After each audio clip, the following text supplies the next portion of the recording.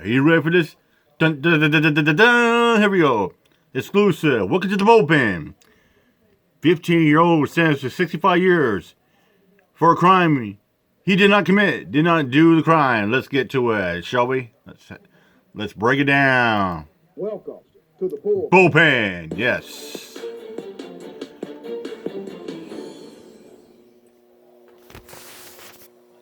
This is Wesley Phelps. He's 28 years old. He was on drugs. He had priors for burglary. And keep in mind, ladies and gentlemen, we just did a story. We covered a story about 2 weeks ago about the two scenarios.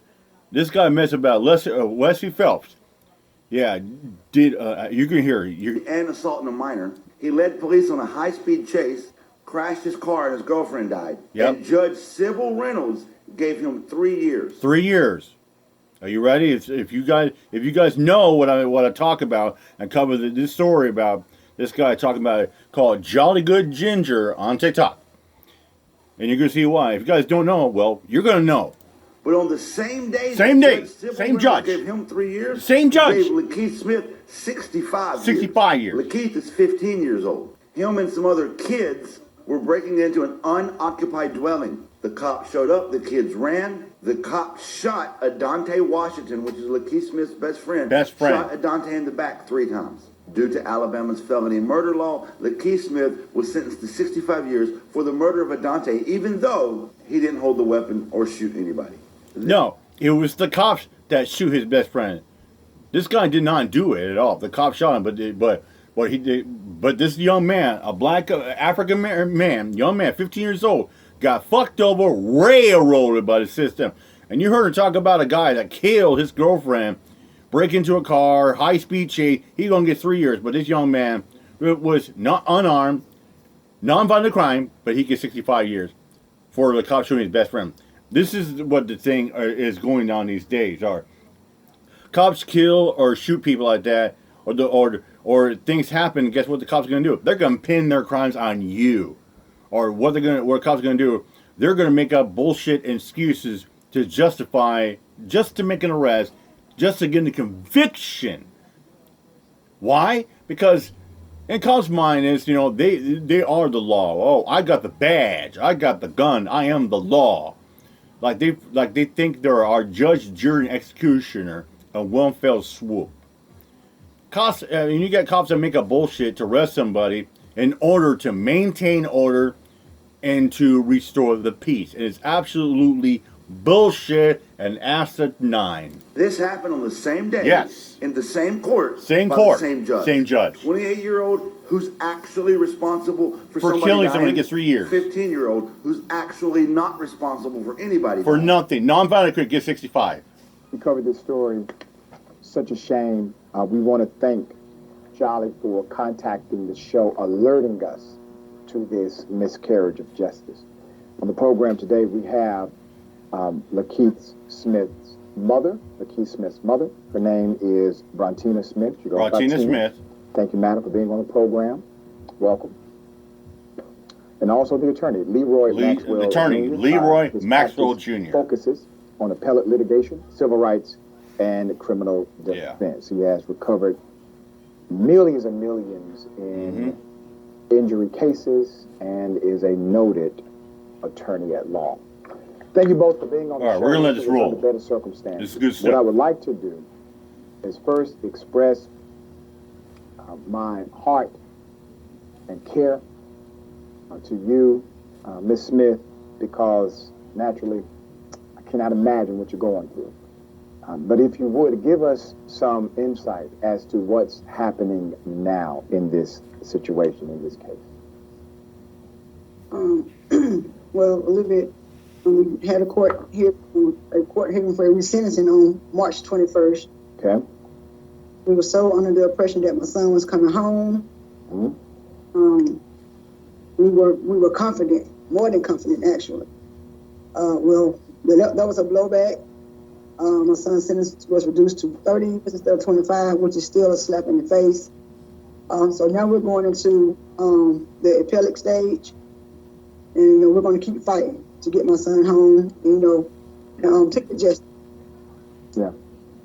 Mr. Maxwell, let's talk about this from the legal side. We heard Ms. Smith just say, she just, there was a strong indication he could come home. Obviously, the judge could have done this. Tell us the background to this case legally.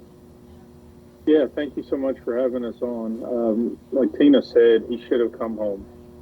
With this case, he was sentenced back 8 years ago when the time of the crime, Lakeith Smith was only 15 years old. He went to trial for felony murder, and we'll talk about that felony murder rule, which is just a tremendous disservice to our community, to folks in general. That sort of law that basically sentences people who don't have intent and sentences them to harsh crimes as if they did have intent to commit something heinous. And so he was ultimately sentenced to 65 years.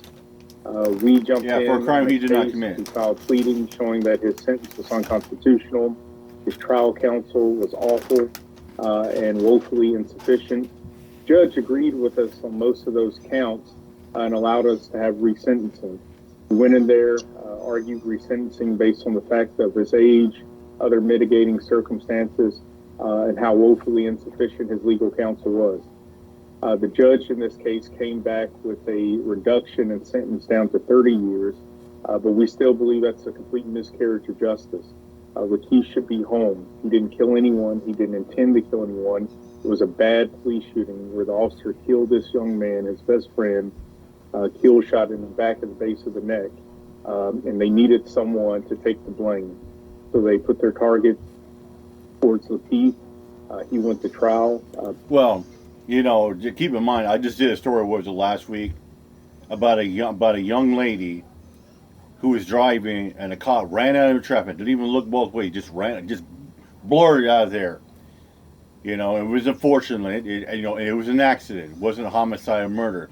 But the cops tried to blame and pin the murder on that young woman.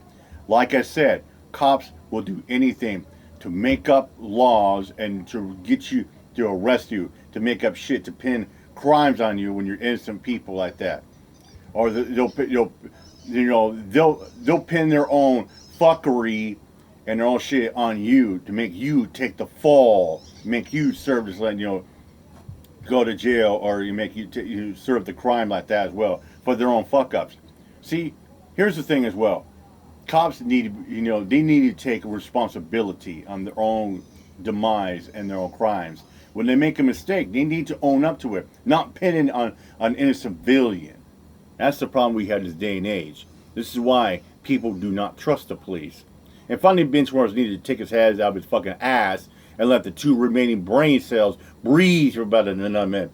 And then maybe, just maybe, he'll understand why people don't trust the police. Because he did not want to admit to killing his friend, which he did not do. He didn't, exactly. And now he was faced with 65 years. We got it reduced down, but he still needs to be home. Let's talk about the dysfunction of the justice system. Mm-hmm. Because I'm sure there was an opportunity for him to plead guilty to something at a lesser penalty. He refused. Let's talk about how this got to. I'll tell you why he refused. Because he knew in his heart of heart and in his mind he didn't commit no crime. He did nothing. The only crime he went was the little B&E, breaking and entering. He didn't kill nobody. And like you get people that says, oh, if you say you didn't do it, why'd you plead guilty? Why'd you take a lesser charge? People say, well, they're going to hammer you down like that. No, if you fight it, if you get found, guess what? You appeal it. You get the evidence overturned. You get things, suppressed. You have things called appeal, and you can bring your own evidence. You can get the prosecutors, people that are trying to bring this evidence. You can suppress, say, like speculation or hearsay. Or like when they call due process, or like when cops are doing this and that, because you know what, it's called 18 USC 21, or you got 18 USC 25, or 18 US 32, and you got the biggest thing involved called Brady violation. A 65-year sentence of a 15-year-old. I don't know the law like you do, so I'm still in law school myself. But we've studied cases where we've considered that unconstitutional for a long time, to sentence a 15-year-old to such time. Right, I agree, and I was there arguing with Brian Stevenson, the landmark case, and Miller v. Jackson, and where we argued that young folks should not be sentenced to these sort of harsh sentences, ultimately to die in prison.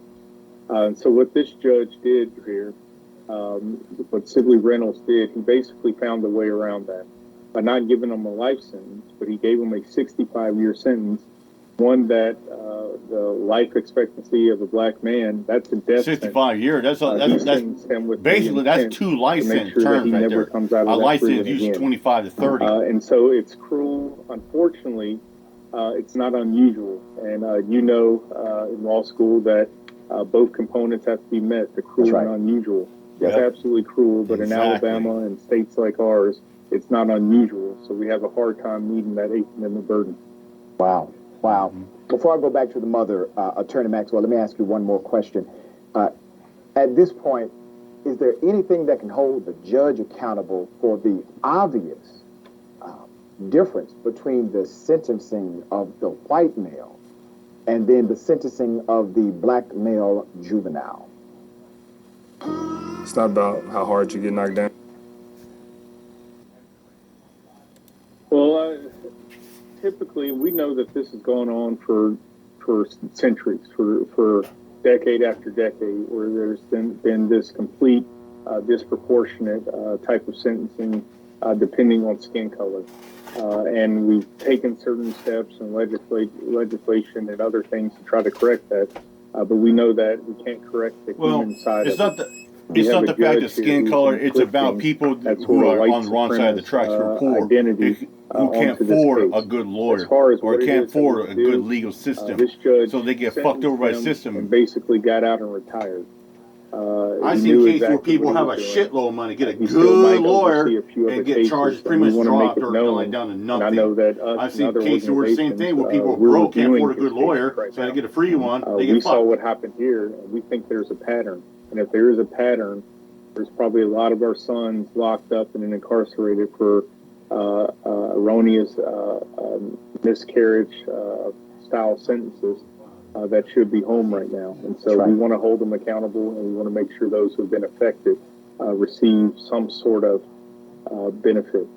Something that happened when he was 15 years of age, he did not commit the criminal offense. This is one of those weird laws that basically attributes blame without a person forming mens rea, or the intent to commit that particular crime. It's truly a tragedy. Ms. Smith, let me ask you this question. Your son has been dealing with this ordeal since he was 15, obviously. You're a parent, I'm a parent. You've been dealing with it as well.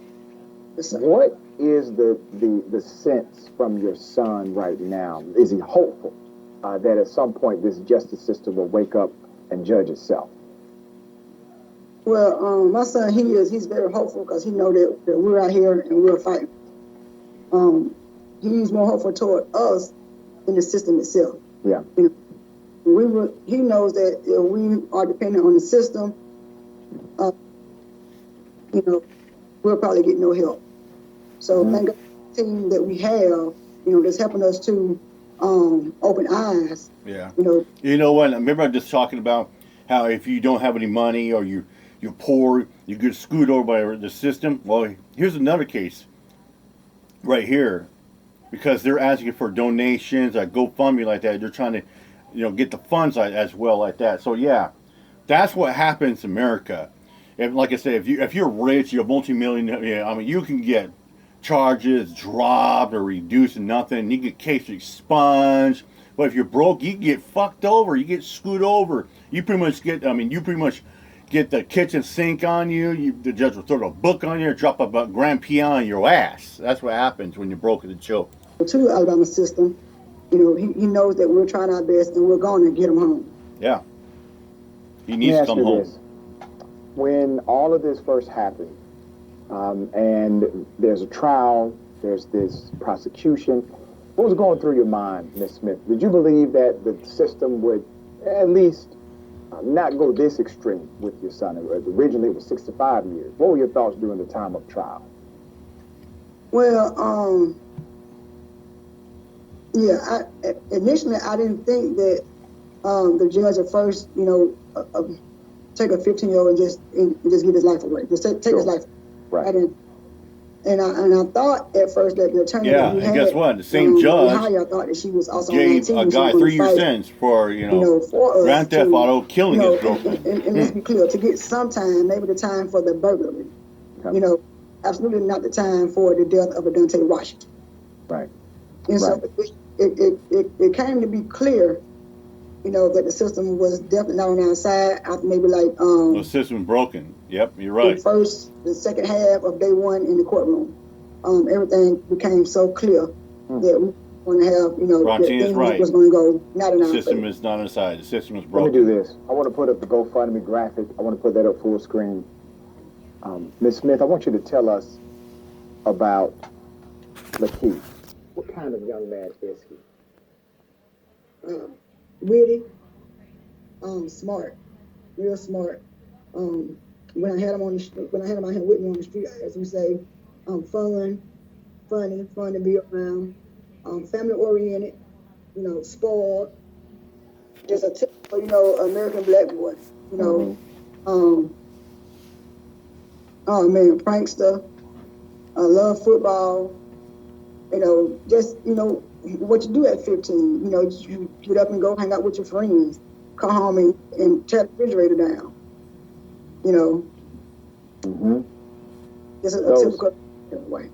Those years, his childhood has been disrupted in a way that he can never really get back. Taken away. Completely taken away. Here's what I want viewers to do. We're going to put that GoFundMe up again. I want you to give your very best, because this is going to be a marathon for him and his family. But I believe as the mother, I believe as Attorney Maxwell Jr., I believe that the young Lakeith Smith is going to be victorious eventually. I believe that our justice system will be proven to be not only wrong, but immoral in their prosecution and sentencing of this child. And I believe that Mr. Lakeith Smith will be one of our generational leaders in this nation. You can be part of the process of his justice, because when he gets justice, we get justice.